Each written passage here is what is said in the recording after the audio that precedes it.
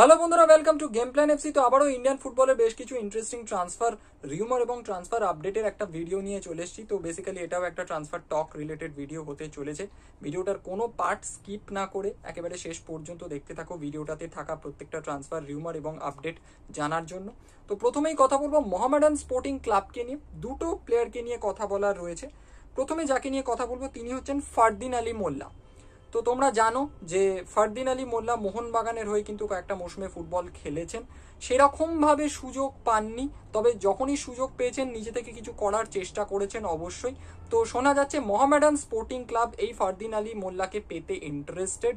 পরবর্তী ফুটবল মৌসুমে অর্থাৎ 2024-25 মৌসুমে কিন্তু ফারদিন আলী মোল্লাকে মোহামেডান স্পোর্টিং ক্লাব নিজেদের দলে নিতে ইন্টারেস্টেড, এরকমটা কিন্তু শোনা গেছে। তো ফাইনালি যদি এই ডিলটা হয়, যদি সাইনিংটা হয়, মোহামেডান স্পোর্টিং ক্লাবের জন্য একটা ভালো সাইনিং হতে পারে। দেখা যাক কি হয়। তো এখনো পর্যন্ত এটা ট্রান্সফার রিউমারই বলতে পারো, যতক্ষণ না অফিসিয়াল সিগনেচার হচ্ছে। কি হয় সেদিকে আমাদের লক্ষ্য থাকবে অবশ্যই। ফারদিন আলী মোল্লা, তার বয়সটা কম, একজন স্ট্রাইকার সেন্টার ফরওয়ার্ডের প্লেয়ার। তো মোহামেডান স্পোর্টিং ক্লাবে গেলে ডেফিনেটলি উনি ভালো কিছুই করবেন, এরকমটাই এক্সপেকটেশন আমাদের থাকবে। এবং এই প্লেয়ারটা ফারদিন আলী মোল্লা মোহনবাগান সুপার জায়েন্টে গত মৌসুমে অর্থাৎ 2023-24 মৌসুমে সেরকম কিন্তু গেম টাইম পাননি। তো হতে পারে মোহনবাগান সুপার জায়েন্ট তাকে রাখলো না, বা ফারদিন আলী মোল্লা হয়তো নিজে থেকে অন্য ক্লাবে যেতে চাইলেন। তো সেখানে মোহামেডান স্পোর্টিং ক্লাবের একটা সম্ভাবনা থাকলেও থাকতে পারে। তো পরবর্তী যে প্লেয়ারটিকে নিয়ে কথা বলবো তাকে নিতেও কিন্তু শোনা যাচ্ছে মোহামেডান স্পোর্টিং ক্লাব আগ্রহী, ইন্টারেস্টেড। প্লেয়ারটার নাম হচ্ছে সরাইসাম রবিনসন সিং।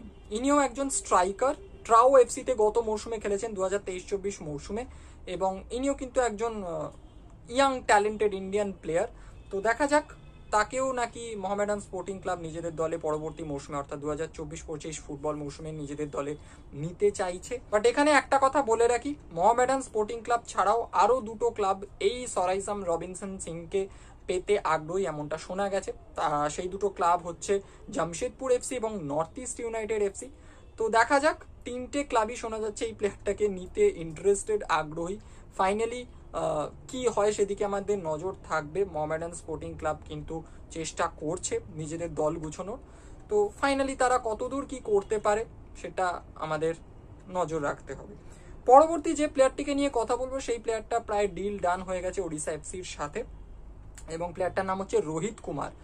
বেঙ্গালুরু এফসিতে রোহিত কুমার কয়েকটা মৌসুম ছিলেন, এবং তার কিন্তু আমি যতদূর জানি 2024-25 মৌসুম পর্যন্ত কন্ট্রাক্ট ছিল বেঙ্গালুরু এফসির সাথে। বাট এখন যা শোনা যাচ্ছে যে ওড়িশা এফসি কিন্তু এই রোহিত কুমার প্লেয়ারটাকে নিজেদের দলে পরবর্তী মৌসুমের জন্য নিয়ে নিয়েছে, ডিল ডান হয়ে গেছে যতদূর শোনা যাচ্ছে। তো তাই তোমাদের এই আপডেটটা শেয়ার করে দিলাম। তো এটা একটা ট্রান্সফার আপডেট বলতে পারো। পরবর্তী যে প্লেয়ারটিকে নিয়ে কথা বলবো সেই প্লেয়ারটিকে নিয়ে এই মুহূর্তে ইন্ডিয়ান ফুটবলের ট্রান্সফার মার্কেটে একটা দারুণ রকমের হাইপ তৈরি হয়েছে। জানি না সেটা কতটা ঠিক কতটা ভুল। প্লেয়ারটার নাম হচ্ছে আপুইয়া, মুম্বাই সিটি এফসির এই সেন্ট্রাল মিডফিল্ডার বা সেন্ট্রাল ডিফেন্সিভ মিডফিল্ডার বলতে পারি। তো এই আপুইয়াকে পেতে নাকি দুটো দল আগ্রহী, একটা ইস্ট বেঙ্গল এফসি এবং আর একটা দল হচ্ছে মোহনবাগান সুপার জায়েন্ট। তো ব্যাপারটা কি, ব্যাপারটা হয়েছে যে আপুইয়া কে পেতে নাকি ইস্ট বেঙ্গল এফসি আগ্রহী, এটা কিছুদিন ধরে শোনা যাচ্ছিল। এবার তার কিছুদিন পর থেকেই শোনা যাচ্ছে যে মোহনবাগান সুপার জায়েন্টও নাকি এই আপুইয়াকে পেতে ইন্টারেস্টেড পরবর্তী মৌসুমে। তো এই ব্যাপারটা দুটো ক্লাবেরই ইন্টারেস্ট আছে বলে শোনা যাচ্ছে। এবার দেখো, এটা আমার কাছে একটা ট্রান্সফার রিউমার বলতে পারো।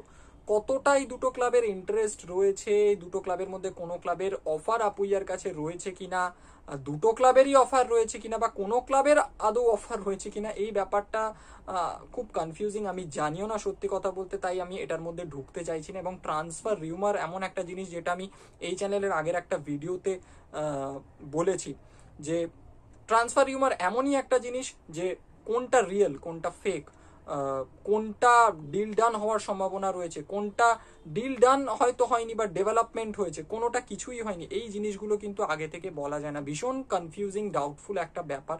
ফাইনালি যে কি হবে কোন ট্রান্সফার রিউমারটা সেটা কিন্তু আগে থেকে বলা যায় না। এর মধ্যে কিছু ফেক রিউমারও থাকে। তো এই ব্যাপারটার মধ্যে আমি ঢুকতে চাইছি না। লাইক একটা এক্সাম্পল দিই কতটা ট্রান্সফার রিউমার মানে কনফিউজিং ব্যাপার। দেখো, এই চ্যানেলেরই আগের একটা ভিডিওতে আমি বলেছিলাম যে বিনীত রায় এই প্লেয়ারটা পাঞ্জাব এফসিতে হয়তো শোনা গেছে যে সই করে দিয়েছেন চুক্তিপত্রে, ডিল ডান হয়তো হয়ে গেছে, এরকমটাই শোনা গেছে, আমি তখন বলেছিলাম। বাট তারপরেই আমি দু একটা জায়গা থেকে দেখতে পাই, দু একটা জায়গায় দেখতে পাই যে Vineet Rai is set to sign for Punjab FC. এবার দেখো, সেট টু সাইন এবং সাইন্ড দুটো জিনিসের মধ্যে কিন্তু অনেক তফাৎ রয়েছে। সেট টু সাইন মানে হচ্ছে সাইন করতে প্রায় রেডি, সাইন হয়নি কিন্তু সাইন করার জন্য রেডি, আর সাইন্ড মানে হচ্ছে সই হয়ে গেছে। এবার দুটো জিনিসের মধ্যে কিছুটা তফাৎ, অনেকটাই তফাৎ রয়েছে, কিছুটা কেন অনেকটাই তফাৎ রয়েছে। সেট টু সাইন থেকে কিন্তু পুরোপুরি জিনিসটা ঘুরেও যেতে পারে, সেই দলের হয়তো হয়তো সাইন হলো না, সাইন করলো না সেই প্লেয়ারটা, সেরকমটাও হতে পারে। তো দুটো জিনিসের মধ্যে অনেকটাই ডিফারেন্স রয়েছে, আশা করি বুঝতে পারছো আমি কি বলছি। তো আমি শুনেছিলাম যে ডিল ডান হয়ে গেছে, হয়তো শোনা গেছে যে চুক্তিপত্রে সই হয়ে গেছে, এরকমটা শুনেছিলাম। তারপরে আবার দু এক জায়গায় শুনলাম যে set to sign for Punjab FC. তো সরি ফর দ্যাট। দেখো, সই যদি হয়ে গিয়ে থাকে, ডিল ডান যদি হয়ে গিয়ে থাকে পাঞ্জাব এফসির সাথে বিনীত রায়, তাহলে তো মিটেই গেল। বাট যদি সই নাও হয়ে থাকে, ডিল ডান যদি নাও হয়ে থাকে, আমার মনে হয় এটা কিন্তু ডিল ডান হয়ে যেতে পারে, সম্ভাবনা কিন্তু বেশি, পাঞ্জাব এফসিতেই যাওয়ার সম্ভাবনা কিন্তু বিনীত রায়ের বেশি। বাট তাও বলে রাখছি, ট্রান্সফার মার্কেটে কোনো কিছুই কিন্তু একেবারে নিশ্চিত হয়ে বলা যায় না যতক্ষণ না অফিসিয়ালি সাইনিং হচ্ছে। তো সম্ভাবনা ডেফিনেটলি বেশি বিনীত রায়ের হয়তো সই হয়ে গেছে, ডিল ডান হয়তো হয়ে গেছে, বাট যদি না হয়ে থাকে, তাই আমি ব্যাপারটা বলে দিলাম। তো সরি ফর দ্যাট। আমি আগের ভিডিওতে বলেছি, বুঝতেই পারছো ট্রান্সফার রিউমারের ব্যাপারটাই কিছুটা এরকম, আগে থেকে কিছু বলা যায় না। তবে সম্ভাবনা কিন্তু বেশি বিনীত রায়ের পাঞ্জাব এফসিতে যাওয়ার। যদি ডিল ডান হয়ে গিয়ে থাকে দেন তো মিটেই গেল, যদি নাও হয়ে থাকে যেরকমটা বললাম, বুঝতে পারছো আশা করি। তো আবারও যদি আপুইয়ার ব্যাপারটায় ফিরে আসি, দেখো এই ব্যাপারটা না আমার একটু ডাউটফুলি লাগছে। জানি না, ইন্টারেস্ট হয়তো রয়েছে মোহনবাগানের ইস্ট বেঙ্গলের, ব্যাপারটা আমি কনফার্ম নই, হয়তো ইন্টারেস্ট রয়েছে, জানি না কেউ অফার করেছে কিনা, করতেও পারে, হতেই পারে, বলছি না ট্রান্সফার রিউমার। তো তাও ডাউটফুল কেন মনে হচ্ছে, দেখো মুম্বাই সিটি এফসির একজন অন্যতম ভালো সেরা প্লেয়ার, ইন্ডিয়ান প্লেয়ারদের মধ্যে বলছি অবশ্যই আপুইয়া। প্লেয়ারটার এজ কম, এবং আমি যতদূর জানি এই প্লেয়ারটার সাথে এখনো কিন্তু চুক্তি পড়ে রয়েছে মুম্বাই সিটি এফসির।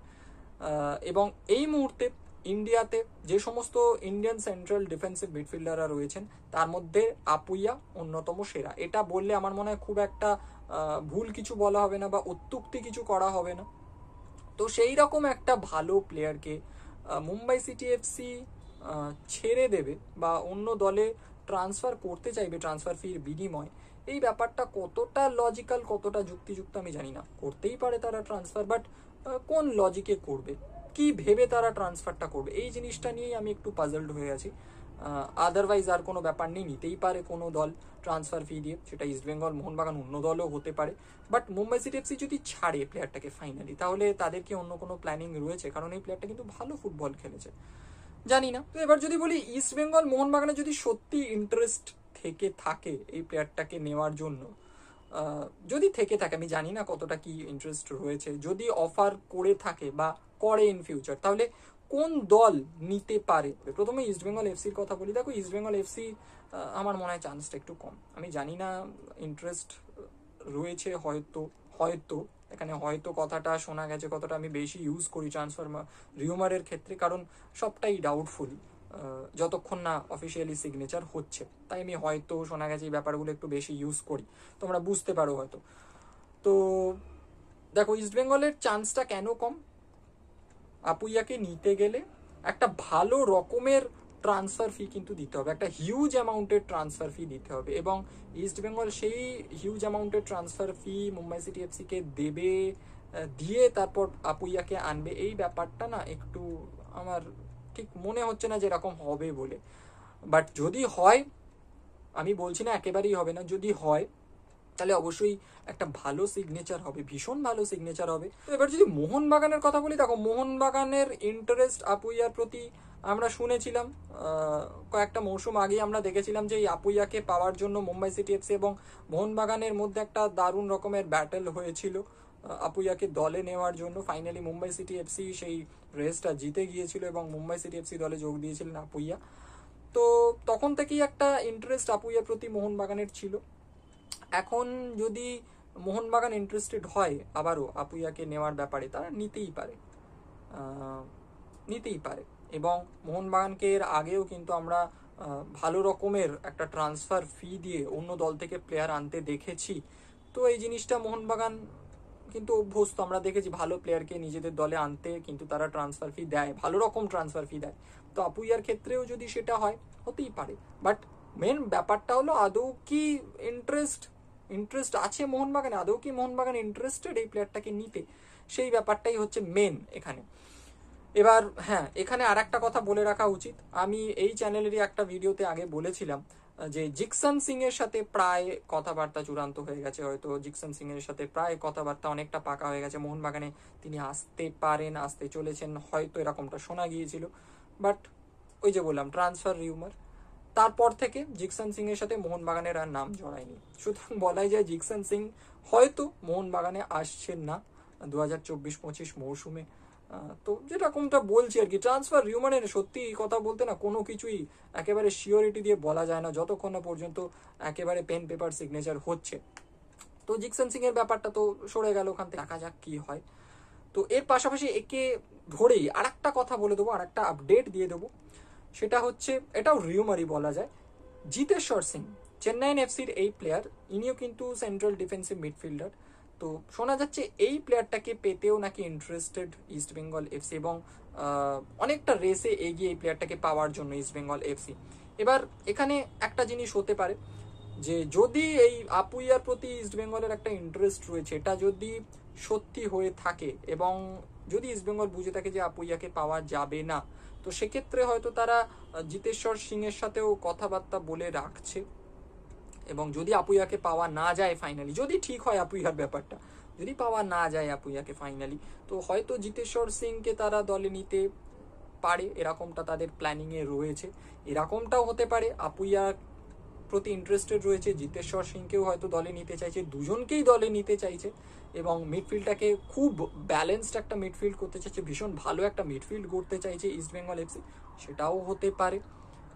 তো দেখা যাক, এখন থেকে বলা যাবে না। তবে হ্যাঁ, এই জিতেশ্বর সিং এর ব্যাপারটা কিন্তু আমার মনে হয় আপুইয়ার থেকে একটু বেশি ভালো জায়গায় যেতে পারে ইস্ট বেঙ্গলের ক্ষেত্রে। ইস্ট বেঙ্গল যদি একটু ভালোভাবে ট্রাই করে, হয়তো জিতেশ্বর সিংকে তারা পরবর্তী মৌসুমে অর্থাৎ 2024-25 ফুটবল মৌসুমে নিজেদের দলে আনতেই পারে, এই সম্ভাবনাটা কিন্তু রয়েছে। তো এই ভিডিওটা এখানেই শেষ করছি। এই ভিডিওটাতে বেশ কিছু ট্রান্সফার রিউমারের কথা বলার ছিল, আপডেট সেভাবে ছিল না। রোহিত কুমারেরটা তোমরা ট্রান্সফার আপডেট বলতে পারো, কারণ ওটা শোনা গেছে যে ডিল ডান হয়ে গেছে। বাকিগুলো কিন্তু ট্রান্সফার রিউমারের পর্যায়েতেই ফেলা উচিত, আমিও তাই ফেলছি। তাই কারণ যতক্ষণ না পর্যন্ত একেবারে ডিল ডান হচ্ছে, অফিসিয়াল সিগনেচার হচ্ছে, পেন পেপারে সিগনেচার হচ্ছে কোনো প্লেয়ারের সাথে, কোনো ক্লাবের চুক্তিপত্রে আর কি সেই কোনো প্লেয়ার সিগনেচার করছে, ততক্ষণ পর্যন্ত সেগুলোকে আমার মনে হয় রিউমার আকারেই ধরা বেটার। কারণ ট্রান্সফার আপডেট সেটাকে না বললেই হয়তো ভালো হয়। তো যদি ভিডিওটা ভালো লেগে থাকে অবশ্যই ভিডিওটাকে লাইক করে দিও, শেয়ার করে দিও, তোমাদের কিছু বলার থাকলে কমেন্ট বক্সে জানিও। এছাড়াও বলবো যারা এই চ্যানেলে নতুন, এখনো চ্যানেলটাকে সাবস্ক্রাইব করোনি, তারা চ্যানেলটাকে সাবস্ক্রাইব করে পাশের বেল আইকনটাকে প্রেস করে অলে ক্লিক করে দিও, যাতে এই চ্যানেলের প্রত্যেকটি নতুন ভিডিওর নোটিফিকেশন তোমরা সঠিক সময় পেয়ে যেতে পারো। তো দেখা হচ্ছে পরের ভিডিওতে, এখনকার মতো